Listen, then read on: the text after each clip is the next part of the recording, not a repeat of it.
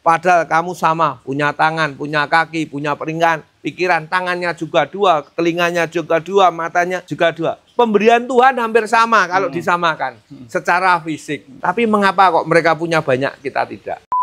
Kesempatan bisa terlewatkan, momentum bisa terlewatkan kalau ditangkap dengan tidak pas. Bohong-bohong dikit, tapi menuju hal yang lebih baik, asal nggak merugikan yang banyak, saya pikir juga nggak apa-apa. Halo teman-teman semua, Assalamualaikum warahmatullahi wabarakatuh. Kembali lagi di Pak Dewan Channel. Kali ini saya bersama Pak Dewan akan kembali berbincang-bincang mengenai dunia bisnis dan spiritual dan banyak lagi sebenarnya. Dan pada kesempatan kali ini kita akan membahas tentang hubungan antara keberuntungan dan kesuksesan. Jadi banyak atau tidak sedikit orang bilang bahwa sebenarnya kunci sukses itu bukan kerja keras, tapi keberuntungan.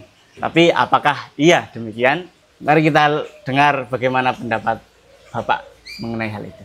Memang di dunia ini tidak ada kepastian, Mas Us. Ada orang yang ya memang beruntung mendapat tempat yang tepat. Umpama ada seorang teman namanya si A gitu ya. Kebetulan temannya bapaknya ada tempat.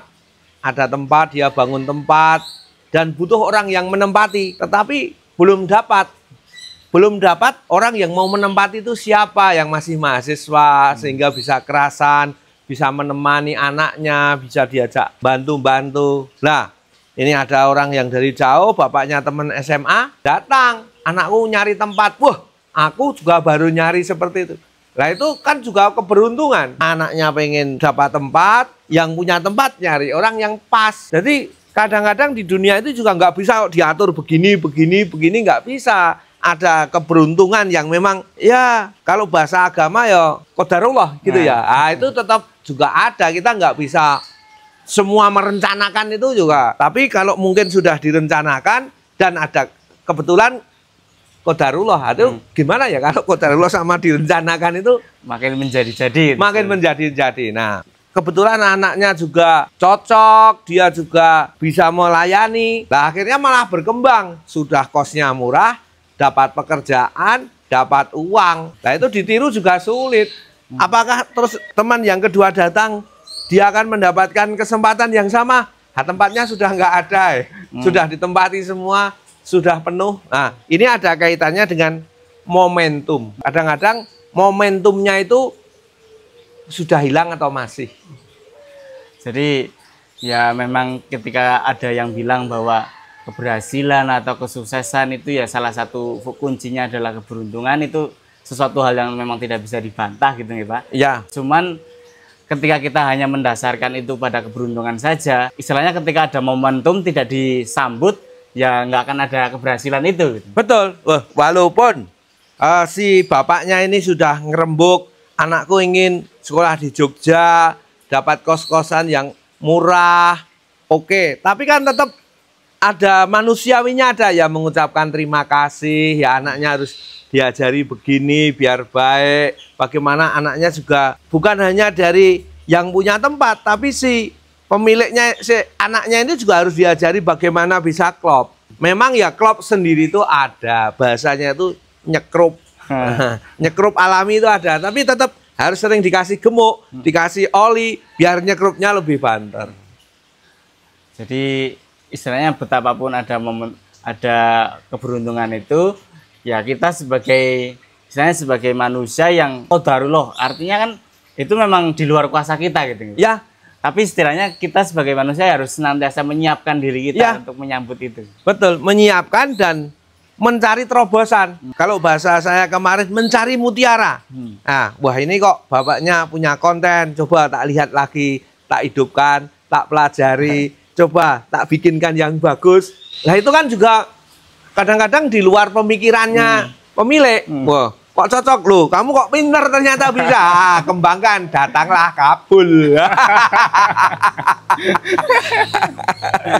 Jadi kebetulan juga ada, tetapi diasah terus. Pikiran ini harus diasah terus. Bagaimana bisa menemukan sesuatu. Jadi itu ya teman-teman, ketika kita bilang bahwa kesuksesan itu salah satu kuncinya ada kebetulan, Ya betapapun itu kebetulan, ketika kita tidak peka terhadap peluang, terhadap lingkungan sekitar, ya kesempatan itu akan terlewatkan gitu. Betul, kesempatan bisa terlewatkan, momentum bisa terlewatkan kalau ditangkap dengan tidak pas. Nah, setelah dikembangkan, terus bagaimana gayanya itu ya seperti nggak butuh biar bapaknya tenang gitu. Gayanya disetel bagaimana biar nyaman. Walaupun nanti tetap akan mendapatkan sesuatu, tapi jangan langsung, sehingga akan mendapatkan keuntungan yang lebih baik. Jadi dengan demikian, itu kan berarti butuh kepekaan gitu. Ya, betul, betul. Dan kepekaan itu harus dibiasakan. Memang saya nggak tahu ya, kekuatan doa gimana ya. Umpama minta berdoa selalu. Doa itu kan ya diulang-ulang ya. Selalu minta ingin sukses dan ditunjukkan jalannya. Dan selalu dipikirkan, hari ini jalannya itu kemana ya. Apakah tadi jalannya ini ya, saya harus menuju ke sana ya. Nah itu memang keberanian mencoba, dan ada istilah wani tombok. Jadi untuk bisa menjadi seseorang yang peka, itu ya perlu dengan kebiasaan-kebiasaan, dan juga perlu diimbangi dengan doa-doa supaya istilahnya apa yang sebelumnya tidak kita sadari, ya, ditunjukkan atau dibukakan pintunya oleh Yang Maha Kuasa gitu. Ya betul, itu dalam bahasa agamanya ya. Tetapi mungkin dalam bahasa kehidupan sehari-hari ya, orang yang kita layani itu tambah seneng nggak ya? Menanyakan atau tidak ya? Diajak atau tidak ya? Itu kan sebetulnya bagian dari proses menuju ke cita-cita. Mama, wah kamu pinter ngedit toh? Walaupun ternyata yang ngedit kan temennya. Itu kan wani tombok njaluk tulung ngandane. Nah, keberanian tombok. Jadi keberanian ora bahasane nek anak sekarang ora pelit mungkin ya. Itu keberanian tombok melihat sesuatu itu juga harus ada dibiasakan. Mungkin dalam agama sedekah. Ya jadi itu ya. Jadi misalkan kita sebagai seorang pribadi melihat suatu kesempatan, ya kita tahu itu adalah sebuah kesempatan. Pertama, kita harus pegang kesempatan itu, jangan disia-siakan. Betul. Masalah istilahnya kita mampu atau tidak, itu kita bisa mencari tolong kepada yang lain gitu. Betul. Yang penting kita pegang itu, kita pikirkan itu, ya kita upayakan bagaimana caranya supaya itu tidak terlewatkan. Betul, betul. Kamu sudah pinter kalau secara teori. Tinggal kekuatan dan keyakinan kamu untuk memperjuangkan apa yang kamu lakukan sampai menjadi nomor 1 dan menghasilkan uang. Kalau nomor 1 kamu tidak dapat uang juga mungkin akan bosen. Itu yang harus kita cari terus, kita pelajari bagaimana menyenangkan orang yang kita garap. Apakah harus dengan penuh dengan perasaan, bagaimana mereka itu akan bisa sesuai dengan yang dia mau, sehingga dia akan menanyakan, dia akan tersentuh. Saya pikir itu bisa dipelajari ya. Kita tidak bosan-bosan harus mengadu, menguji, mengasah ketajaman kita berpikir maupun berperasaan, sehingga apa yang kita lakukan bisa diterima. Jadi ketika misalkan kita melihat sebuah kesempatan, kita juga harus rela berkorban istilahnya gitu, Pak. Pasti, pasti. Harus berkorban istilahnya, kita harus meluangkan waktu kita, meluangkan uang kita, sehingga kita coba setrum cita-cita itu, apakah kita berhasil. Ketika kita berhasil itu kan menjadi sesuatu yang menguntungkan buat kamu. Betul, betul banget. Sehingga kita tetap harus selalu menyesuaikan dengan yang kita ikuti atau yang kita anggap lebih senior, biar dia selalu membuka peluang-peluangnya. Ibaratnya orang yang punya uang 10 miliar itu banyak. Padahal kamu 1 miliar belum punya, 100 juta aja di tabungan belum ada. Nah, tapi bagi mereka yang punya uang 10 miliar, uang 100 juta itu juga sedikit. Padahal kamu kalau sudah megang uang 100 juta, akan merubah gaya-gayamu semua itu. Tetapi bagaimana kalau itu diibaratkan dengan uang, mereka yang punya uang mau membesarkan kamu. Itu yang harus kita ulik, itu yang harus kita pelajari terus. Karena apa? Di dunia ini kan banyak yang punya uang sampai 1 triliun. Padahal kamu nggak butuh 1 triliun. Kamu cuma butuh 1 miliar saja sudah penghasilan 4 juta 1 bulan. Kalau kamu minta UMR kan berarti cuma kamu butuh 500 juta. Berapa seperibunya? Padahal kamu sama, punya tangan, punya kaki, punya pikiran. Tangannya juga 2, telinganya juga 2, matanya juga dua. Pemberian Tuhan hampir sama kalau disamakan secara fisik. Tapi mengapa kok mereka punya banyak, kita tidak? Nah, jadi istilahnya gampangannya, kita sebagai seorang manusia, kita itu pada dasarnya dibekali dengan ciri-ciri yang sama, fisik yang sama. Mungkin yang membedakan adalah latar belakang. Cuman ketika latar belakang kita berbeda, ketika kita senantiasa melihat lingkungan yang ada, kita bisa memaksimalkan refleksi kita sehingga kita mampu melihat peluang, kesempatan untuk menjadi sama, ya tetap ada gitu Pak.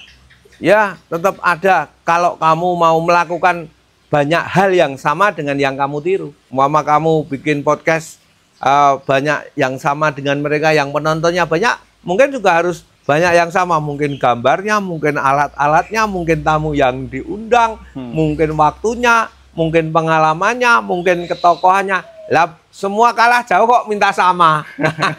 Mungkin kesungguhannya, mungkin kesiapannya banyak. Sebetulnya kayaknya kalau untuk menempuh angka sekian itu masih bisa banyak yang kita pelajari. Untuk naik lagi masih ada, mesti, tapi semakin tinggi juga akan semakin sulit, semakin berat. Jadi mungkin sederhananya ya, ketika kita berada di suatu tempat, jangan sampai kita istilahnya menyia-nyiakan orang-orang yang ada di sekitar kita. Karena barangkali ya orang-orang yang di sekitar kita itu memiliki potensi yang dapat membantu kita untuk mencapai kesuksesan itu. Betul, betul banget. Dan bagaimana kita mengasah kiri kanan kita bisa seirama dengan kita.